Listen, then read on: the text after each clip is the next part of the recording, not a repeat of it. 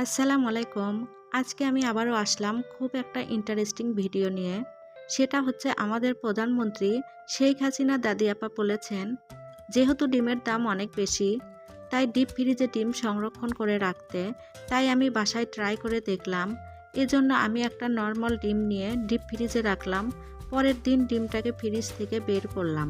এরপর আমি ডিমটাকে ফাটানোর জন্য বারবার চেষ্টা করছিলাম, কিন্তু কিছুতেই ডিমটাকে ফাটাতে পারছি না, কেননা ডিমটা অলরেডি বরফ হয়ে গেছে। এরপর ডিমটাকে খোসা ছাড়ানোর চেষ্টা করছি। যখন ডিমটার খোসা ছাড়াচ্ছিলাম, তখন ডিমটা দেখে মনে হচ্ছে পুরাই যেন জেলি। এরপর ডিমটার পুরা খোসা ছাড়াতে ছাড়াতে ডিমটা অলরেডি গলতে শুরু করেছিল, অর্থাৎ পানি বের হচ্ছে। এরপর ডিমটাকে একটা প্লেটের ওপর রাখলাম। দেখেন, ডিমটাকে দেখে মনে হচ্ছে পুরাই যেন জেলি। এরপর একটা চাকু দিয়ে ডিমটাকে 3 ভাগ করলাম। ধীরে ধীরে যেন ডিমটা গলতে শুরু করছে। এরপর চুলায় একটা কড়াইয়ে তেল দিয়ে পিস করে রাখা ডিমের অংশগুলো ছেড়ে দিলাম।